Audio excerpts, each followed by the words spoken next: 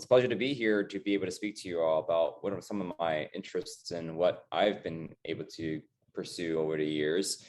Just got off a call, so I'm just kind of like figuring things out. So I'm going to be talking about this intersection of business dentistry, and what that really means is how does dentistry become a business, and why is business, how can we make dentistry a business, right?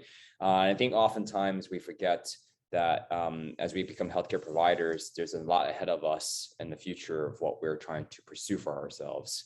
So a little bit about me, a little background. I was a NYU grad in 2012 with a degree in economics. I soon after pursued dental school at Columbia. I graduated 2016, and I did a postdoc training at the Bronx VA Medical Center. I did a 2-year GPR. Second year was optional, and I decided to, move forward and continue my education there and pursue something else for myself. So over the years, this is kind of a little timeline of what my career has been. Let's start off. So in 2017, so I graduated residency in 2018. I did a 2-year. And during the time in the 2-year, I actually became an associate dentist in Fort Lee with my partner. I also co-founded a dental tech company at the time. In 2017 to 2018, I left that company because I was, too much work as a full-time resident and associating, moonlighting, and doing startup. I decided to leave the startup company and rented a chair in New York City around the Grand Central Station area. And then I also assumed the clinical instructor role at Columbia University and completed my 2nd-year residency in 2018. I also tutored privately part-time. So I had around 5 jobs. I was, blogging, serving as an anchor for me, keeping me grounded.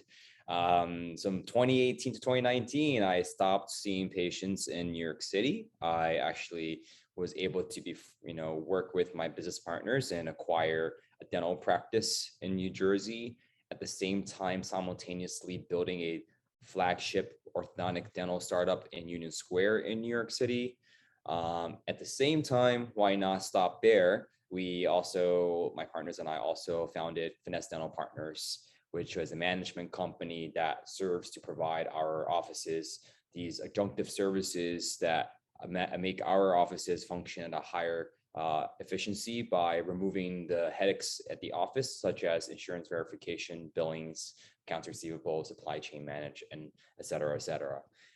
Soon after 2019, 2020, my partners and I decided to utilize COVID as an opportunity to grow, and we acquired and started a new office at the same time. And I stopped associating, and I became a full-time practice owner at the end of 2020. And from 2021 to 2021 to now, we built another pedo ortho office, and we are in the negotiations of 2 other locations in New Jersey. So it's been a rough, interesting ride for us and for my partners and I, but we've been very happy to see that growth. And it's been a lot of headache and work for us, but with this comes with a lot of opportunities and self-reflection. So we need to, I bring this up here because oftentimes we think, what I at least see is dentistry. Dentists consider ourselves to be healthcare providers, right? And that people who are in need of services will go to dentists as they see fit. I want to challenge that status quo and make dentistry be perceived as a hospitality business, because it is a service industry, and we are serving customers, which are our patients, in other words. But if we perceive dentistry in a different light and we consider it to be a hospitality business, we will operate very differently, whether it's the way we design our teams, whether it's the way we organize it, design a workflow, whether it's how we design an office. It's whether who we want to hire, who we want to hire from, and what industries. So if we challenge the status quo, instead of asking for people who are talented in dentistry, let's ask ourselves how we can see it in a different light. So this way we can move outside the box. The most important thing is that we're stuck in the box right now, And if we don't move out, what ends up happening, we continue to, revolve and run around in our own circle and not get anywhere, right? So I challenge anyone and everyone to start thinking outside the box. So, but let's make it clear, we've talked about our history and what I've done so far. It's extremely stressful. It's far from it. And I know some people who are actually participating in a Zoom that they know loud and clear the amount of work that I've put into behind the scenes that not typically present is shown publicly. I actually went through the depths of the internet to find out how to describe broke, and I found cup noodles to be one of them. Some memes, some ramen and used as sandwiches, some emojis on a plate. It definitely feels like that at times, right? It definitely feels like that, especially if you're spending all your efforts in ensuring that your business functions. But oftentimes, as part of a leader, the leader always eats last. We always make sure that our team is taken care of. They have a livelihood. That's something that can be self-sustaining. And then people like ourselves as leaders and owners, we sit back and we try to navigate with the rest. But the key to all of this is to master the basics. And I often think that if, and especially in dentistry, we jump into ownership and we jump into business way too early, and we don't focus on understanding the fundamentals of dentistry. I always prompt this question. I always ask, would you prefer to do dentistry and own at the same time, or would you just rather focus on making sure that you are doing great dentistry and it's basically second nature to you, and then focus on the business? And oftentimes you'll see some of my colleagues say, see how hard I have worked, the knowledge base that I have gained in order so I can step away from the clinical chair. So I do recommend, in a business standpoint, the only way you can commit yourself to business is if you start being really good at what you do clinically and what you're trained to do. And it's the only way you can start to, step back a little bit and see the bigger picture. So I mention partnerships quite often, and I think that partnerships is one of the biggest things that one can ever accomplish for themselves, whether it's an emotional partnership, social partnership, so on and so forth, even for business partnership, professional partnership. I myself am a firm believer in luck, in that I've been very fortunate to find people who have been there to be a partner of mine. There are some things I always look for personally that allowed me to identify partners who I can work with. And fortunately, they were mentors of mine as well. One of which is common core values is what's your long-term, short-term goals? Second is what's your end goals? What are you trying to achieve at the end of the day? Because I have my personal vision, and what are yours? 3, honesty, transparency, and trust is, what is it that we can accomplish together? Are we doing it because we're really honest to each other? Are we clear? And do I trust you in the process? Because partnerships in business is it's not like, pinky promise. You don't pass someone on the back and say, hey, I think I trust you, let's go forward. It's not just a pinky promise. There's a lot of things involved. There's legal involved. There's attorneys involved. There's a plethora of other things to consider as you navigate this. So it's really important to have that honesty, transparency, and trust, right? Fourth thing is growth mindset and the eagerness to learn and not settle. And I mention this because as you navigate partnerships in business, it's important to understand where you're going to be together. One may say, let's stop. The other may say, let's go. And the most important thing is where do we draw the line? Where do we meet, right? But if you're all on the same page and you're growing together, is there a really true reason why we should stop growing, right? And that's personally for me, that's what I like. Another thing about partnership is lifestyle choices. Are you a high expender? Do you buy unnecessary things? Do you buy the things that you want versus buy the things that you need? Because at the end of the day, when you're a business partnership, it's their expense is your expense, right? So if one goes on a lavish vacation and you go on a more, going to stay in a hostel vacation, right? Who's paying for it, right? We're all sharing the burden together. So it's important to know how one also expends their finances as well. But this is my main partner. His name is Dr. Francis O, one of the greatest guys that I know. I met him when I was a third year in dental school. He's a prosthodontist. He was one of the, he beat me down in dental school because, you know, as pros, you're super detail oriented, but you know, I wouldn't want it any other way. And he got this for me as a gift, and he's my mentor. And now he's my business partner for almost 4 years already. So I could not ask for anything more. And since then, we've been able to build our relationships through partnerships with amazing people like Tausif Ahmed right here to the right. Some people may know who was already in the picture: Dr. John Yu, Dr. Jason Lin, Francis O, myself. And this is recently, actually, in fact, this was yesterday. We were celebrating together, and just look at the smiles on our face as we start to navigate our futures together. And this is just the beginning for us.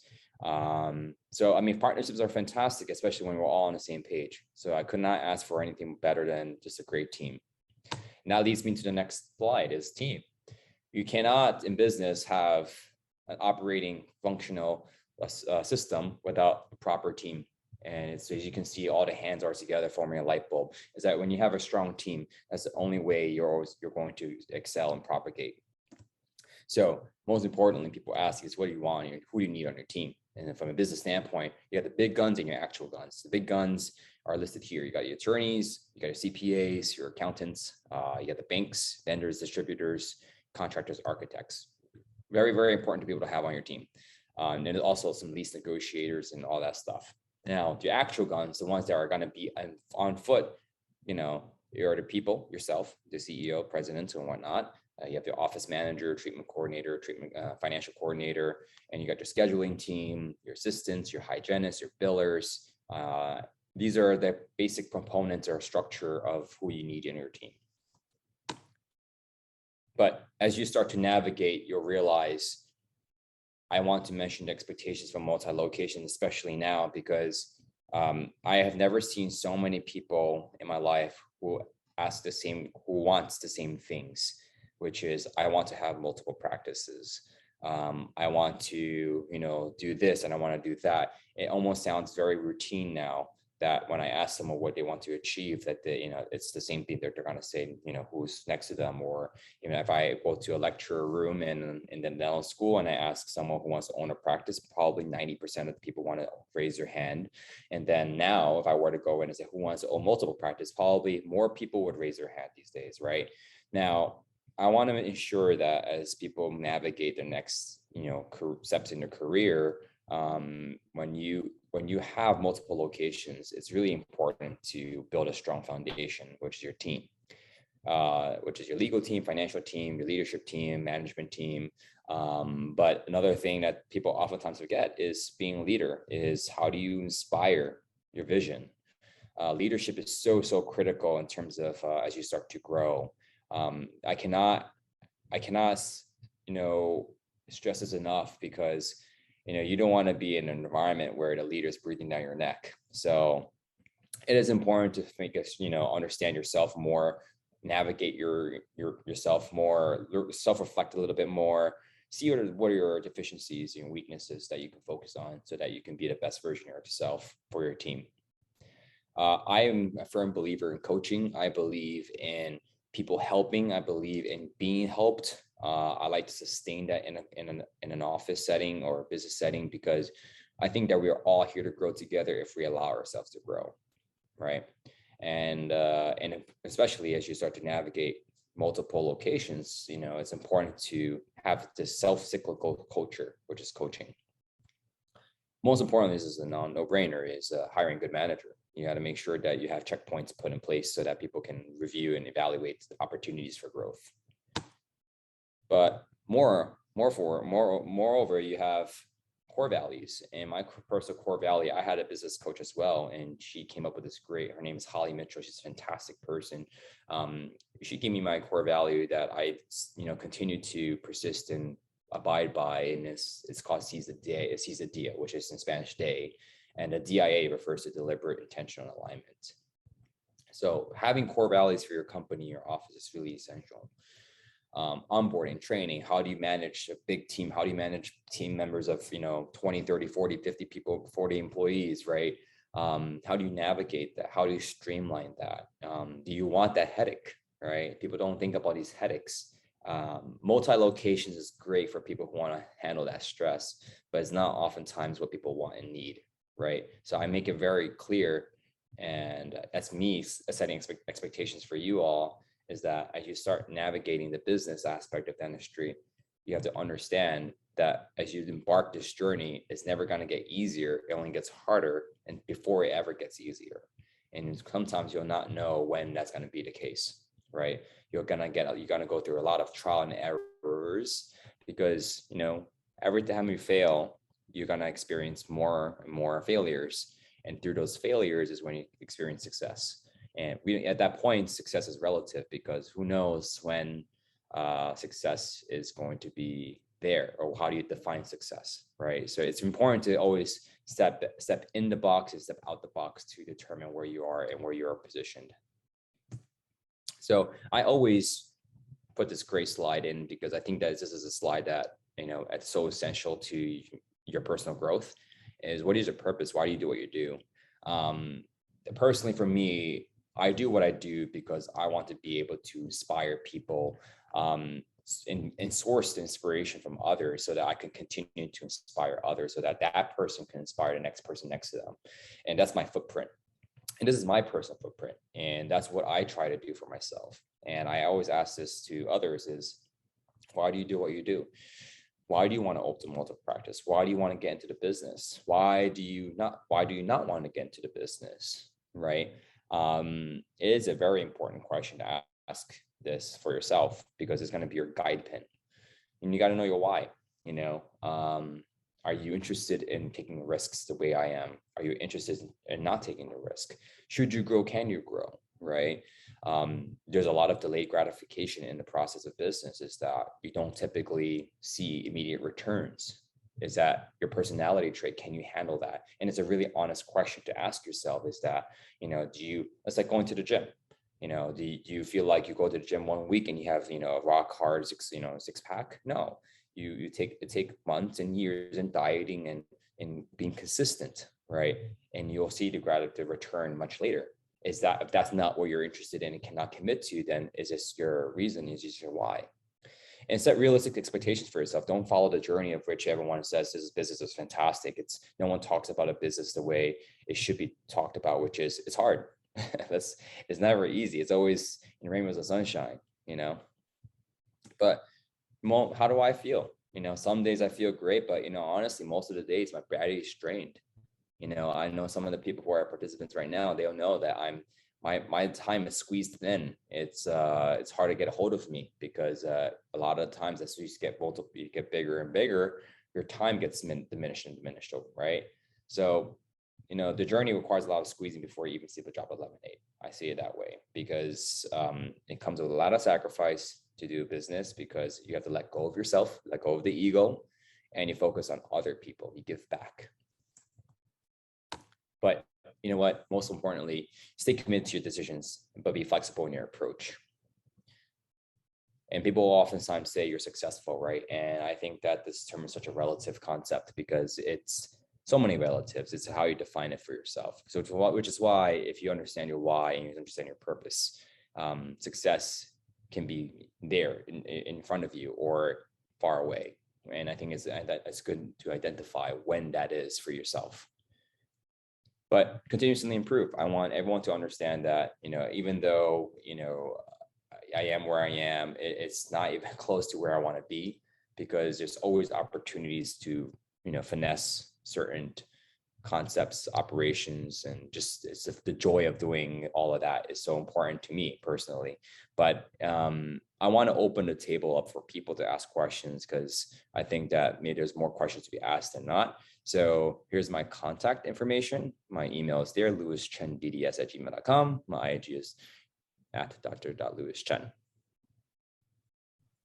Dr. Chen, thank you so much again. Do you have time to stay on? Can we have a little Q&A session? Sure. Awesome.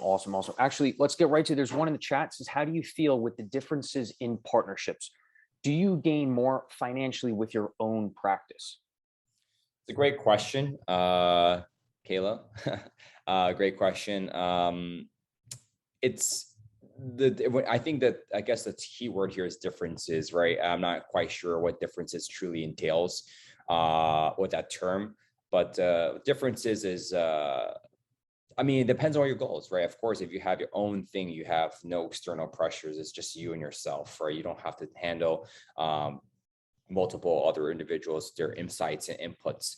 You are the sole decision maker. But now if you have partners, you will have multiple decision makers, which is why I focus on the core value being present as is, are we all on the same page, simultaneously? Are we all going to grow in the same direction? Are we all aligned in that, aligned such that as we move forward, are we going to, bump into headaches? We ask these questions in advance, because as we start to navigate growth, it's hard to navigate growth if you're not aligned at the basic core values. So long story short, from a growth standpoint, the financial gains are greater because we're all aligned in the same way, and we all have our own, strengths that we provide and put forth. Sometimes you just don't have the same, strength as by yourself, especially with your knowledge base, your time and commitment and all of the above.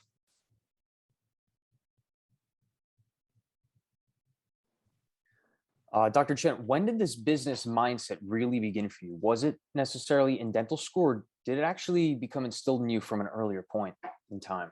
Yeah, that's an interesting question. I mean, for me, I've always been more entrepreneurial. Naturally speaking, I've been pretty much engaged in a lot of different things.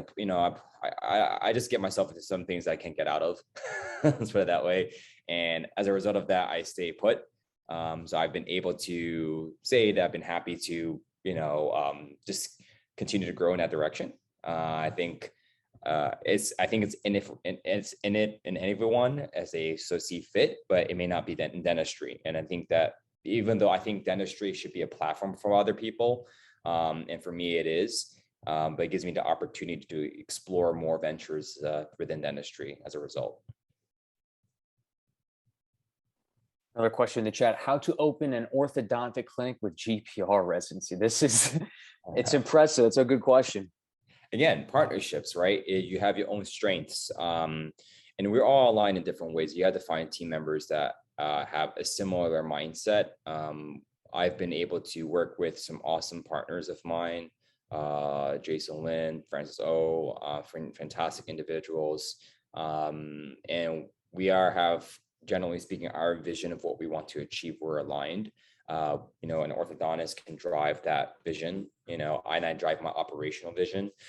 So, it's like 1 + 2 = 3 at this point. So how was I able to open an orthodontic clinic? I don't think it's impossible. Anyone, great example, I'm a general dentist, but I can open an oral surgery clinic.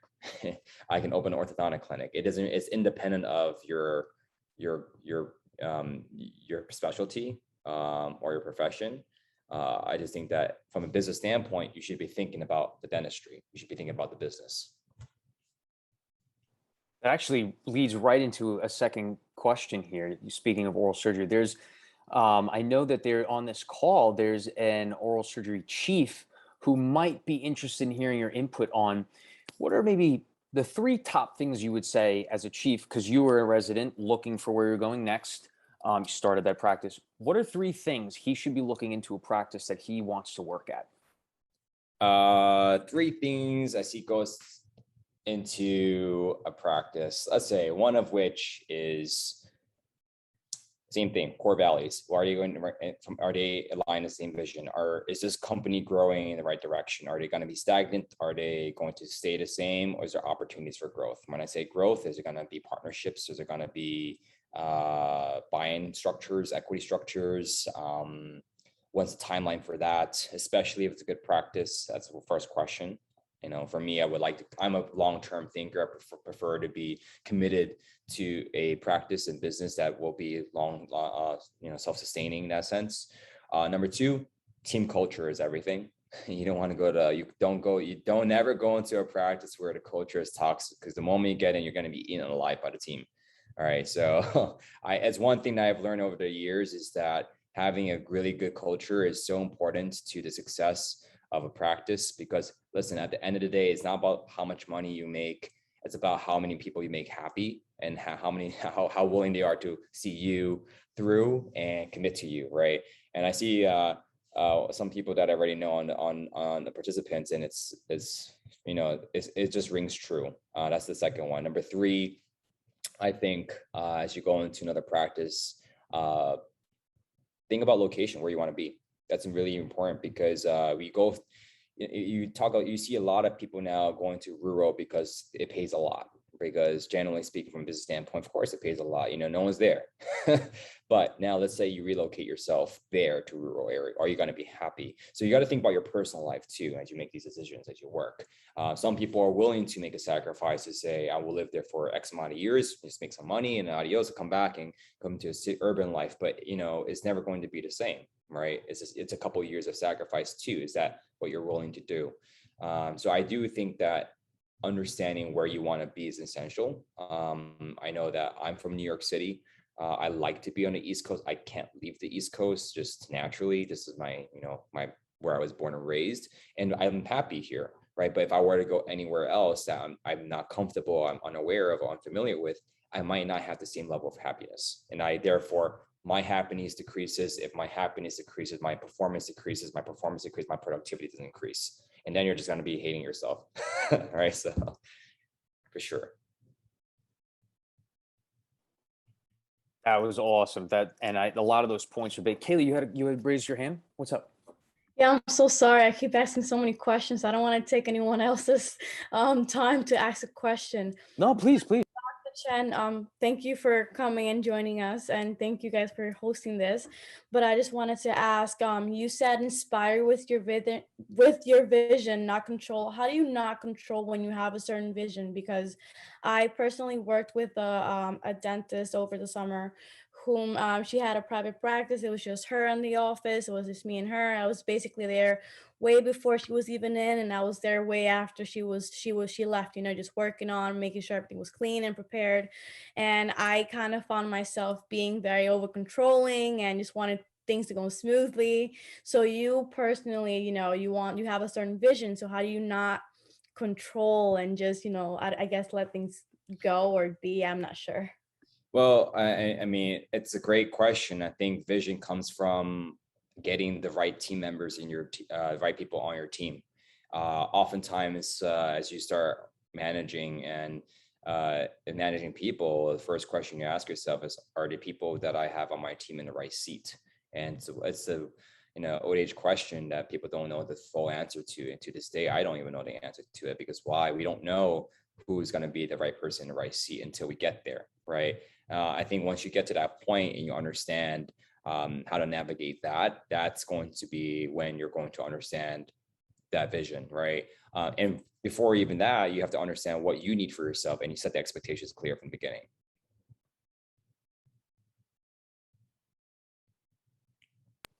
In the chat, we have Julia Tran. What percentage of your time do you devote to practicing clinically versus managing business? And Dr. Chen, I think this actually relates to, you said that just in 2020, you became a full-time practice owner. Do you still practice clinically at all? So I practice once or twice a month.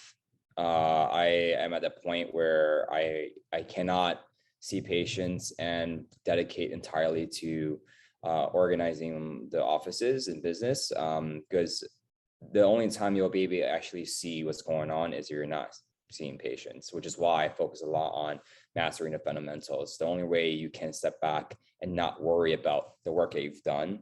If you did some dentistry and you come back and you say, hey, I slept bad at night because I couldn't, this is not what I expected to do. Like, I don't want to have that inconsistent confidence, right? I want to deliver a consistent confidence and care all the time, to the point where I can do it with my eyes closed.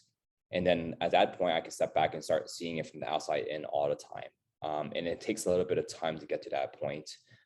So I am there at that point where I can step back more and see it from the outside in. Stemming off of that one as well, you said if you were to ask a lecture at, say, NYU, and you say, how many people in this room are looking to own their own practice in dentistry at some point? And you said 90% would raise their hands. What are some of those headaches that no one can see at the beginning when they're just starting out that you had to learn over time in order to accomplish? Well, the first thing is learning how to run a business on systems, not people. That's a thing that people never get to ask themselves prior to getting into it, is what is a system? That's a big, because this is the second question I always get. What is a system, right?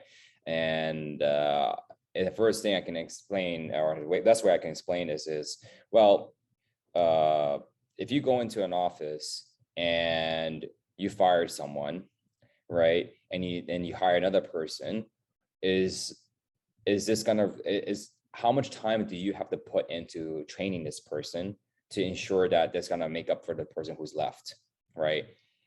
If that is the case, if you say that most of your time will be spent sitting down and doing it, that means that's not a system-driven practice, that's a people-driven practice, right? Because that means you're the person sitting down where you have to train and do this and show them all the tricks and nooks and crannies, like, you know, like, here's how you use an Excel sheet, here's how you use this, right? Versus a system-based practice where you have a protocol. Say you come in, here's what you need to get done, step 1, 2, 3, 4, 5, go through these steps, all right, come back to me later. So that every person coming in has the same way of delivering or getting trained or getting onboarded. So that is a system, right? It's just like going to class, right? You know, you go to school, you have a lecture, you have to go to lectures at 7 o'clock, 8 o'clock in the morning. That's a system, right? You just go, you're programmed to do it, right? If you're a people-driven sort of system right now and in school, you would just wake up, and whenever you want to wake up, and you just study as much as you study, right? There's no schedule to it, right? It's the easiest way to describe it.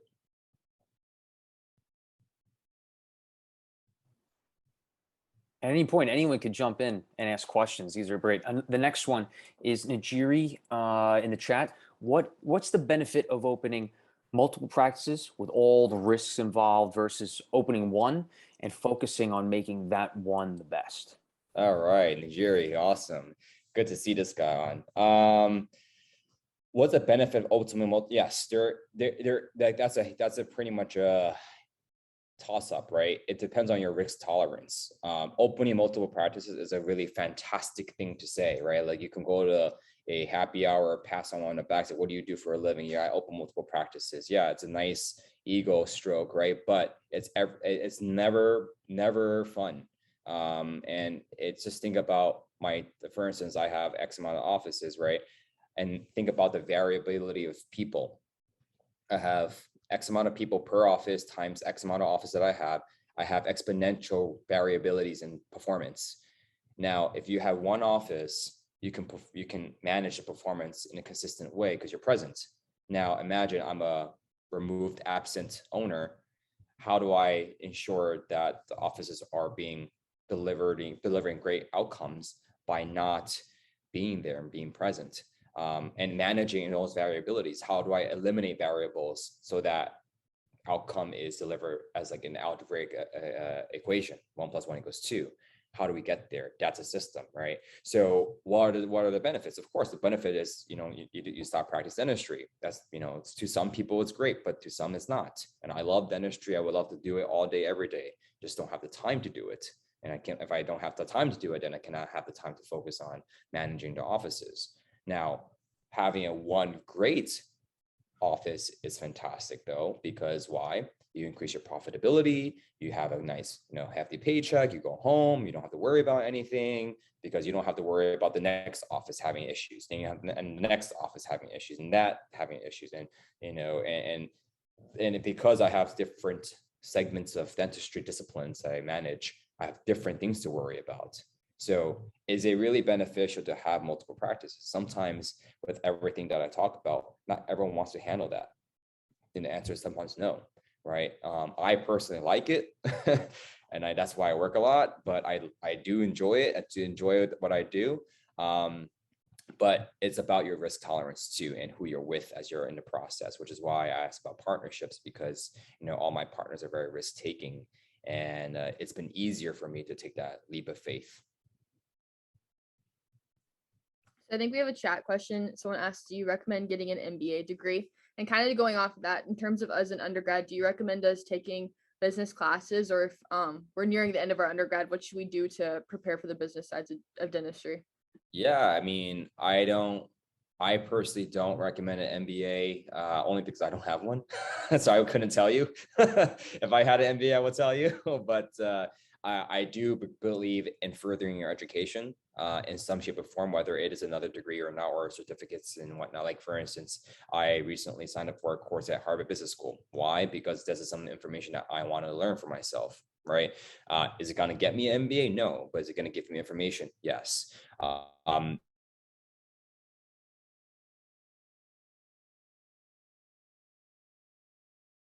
You can gather information from, but it is not going to make or break how you run a business. And going off of that, like just in general, business dentistry, it's a lot to take in. So do you have any pieces of advice for new graduates or current dental students? Yeah, pieces of advice. I always tell people to don't be jaded. It's tough, like, even I don't talk about the successes because success is relative, like I said. So I don't consider it to be a success. I consider it more to be a journey. Enjoy the journey while you're at it too. I think that if you see yourself jaded in the process, what ends up happening is that you lose track and you distracted and you lose a lot of steam. So I think if you find purpose in what you do, you're going to get that sort of results for yourself. All right, and then there's also a chat question. It says, based on your experience, do you believe it's possible to own multiple practices and still actively practice? Or do you think that becoming a multi-practice owner means eventually having to let go of practicing? I know this person very well. Hey, Gloria. Best answer is it is very possible to own multiple practices in practice. Why? Because if you have a office that is run by systems, you don't need to manage it. The system manages itself. Therefore, you can have the chance and opportunity to practice as much as you want. So does that mean that you have to let go of practicing? If you want. And I can attest, I can speak for most dentists. Most dentists who are in the 60s would say, I wish I stopped practicing earlier. So I would imagine that if you have the opportunity to not practice, you would choose not to. But if you have the opportunity to practice, I think those who will choose to practice too. So yes, it is very possible to do that. Tell us a little more about this business class that you registered for at Harvard. What was it on? Like, what's the information that you're kind of diving into at this point in your career? Strategy execution, learning strategies from people. I have no idea what I'm getting myself into, so I don't know the answer to that. All I know is I have homework now. So it's I thought it was just classes, but no, I have homework to do every week, starting for 8 weeks. So, and it's like 10 hours of homework a week. So like, I have no idea what I'm getting myself into.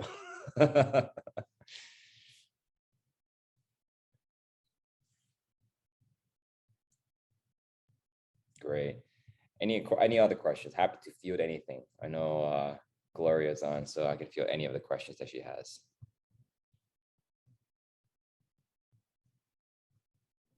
So we have one. So how soon would you recommend that we open a business after graduating dental school? Take your time. Take your time. Take your time. Listen, like I tell people very, bluntly, like I haven't taken a vacation since 2016, and I just can't afford to do it because you just have too much work. You just can't leave. When people talk about hard work and whatnot, like I don't think vacation is a thing that it's like not even on my mind because but is that what everyone wants to do? Probably not, right? It's people want to go on vacation. People want to go out and have fun and all of the above, but it's not something that is a go-to. Owning a practice as early as I think people are always talking about it, and as a result, naturally, people want to own a practice earlier than later. But there is no rush because there is a plethora of offices around in the country. There is no shortage of opportunities to buy and own a practice however that you see fit. There literally is zero chance of you not doing it if you wanted to do it. So how early? Again, like I said, if you're comfortable, you're master. I always recommend this as another alternative is to buy into a practice too.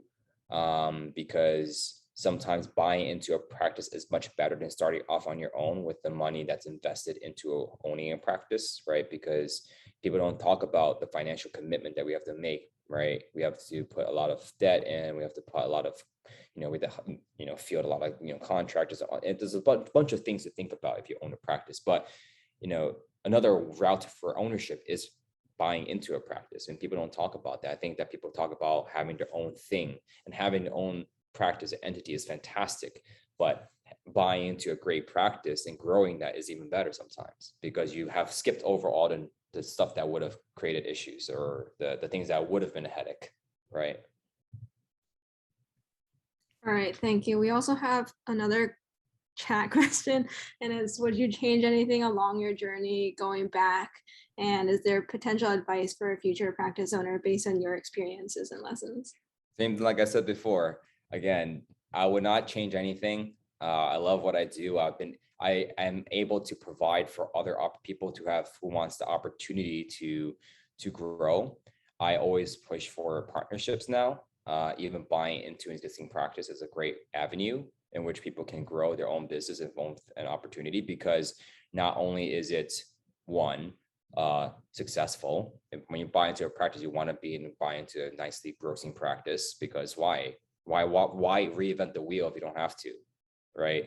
So, and if it's a great practice, location wise, demographic wise, it's the environment you want to be in, why reinvent it? If something's good, why change it? And if lo and behold, you'll start to realize when you start your own practice, if you don't have the support and it's not there, you know what? Good luck. You're on your own. You got to figure it out. And people don't know that part, the figuring out part, because it's not that easy. Because if it were easy, anyone would do it, right? And guess what? A lot of people aren't doing it still because they're afraid to get it done. And number three, people who have the only way people can grow the practice is they understand the nuances of practice ownership, right?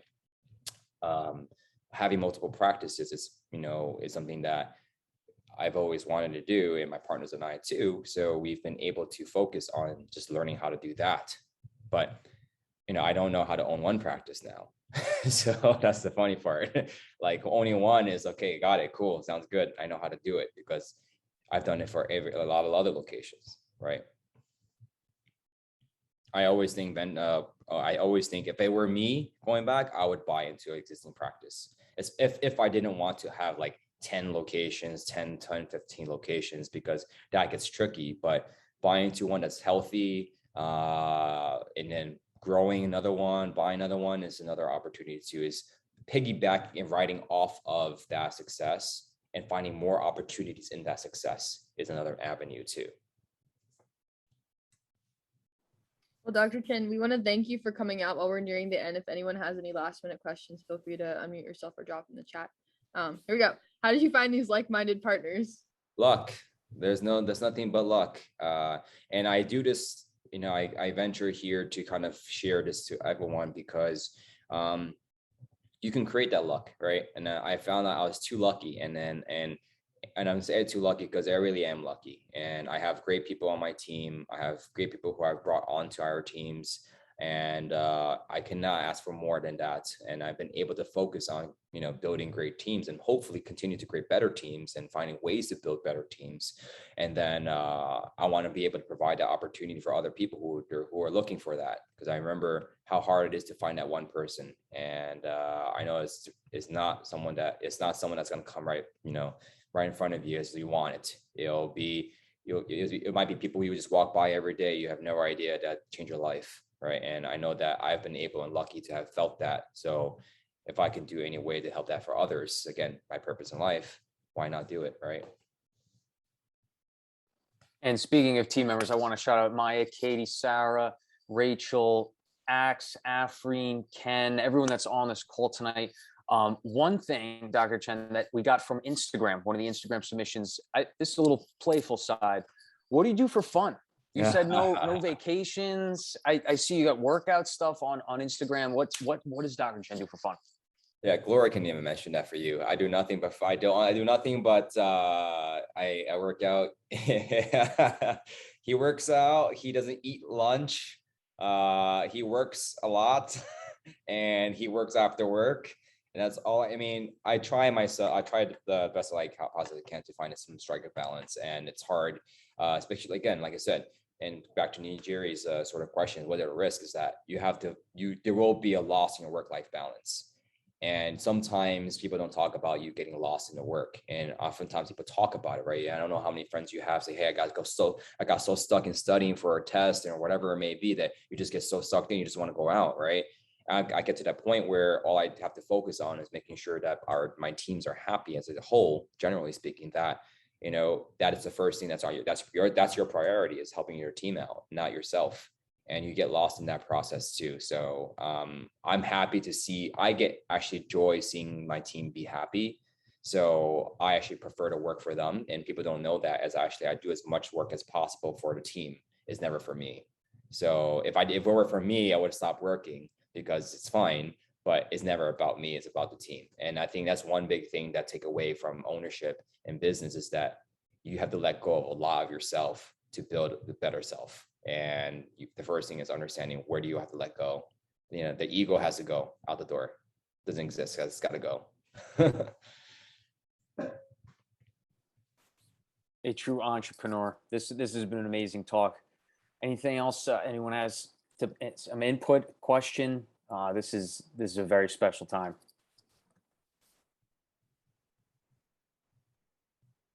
Gloria, any questions? Happy to entertain more tomorrow.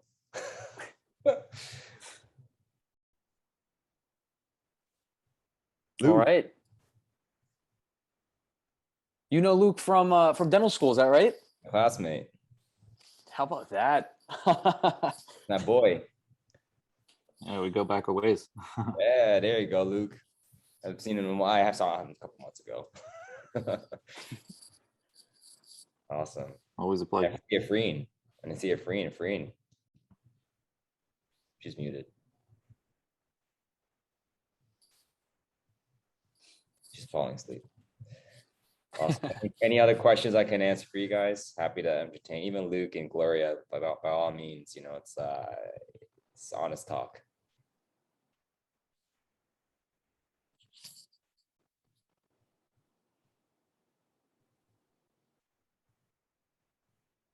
Done.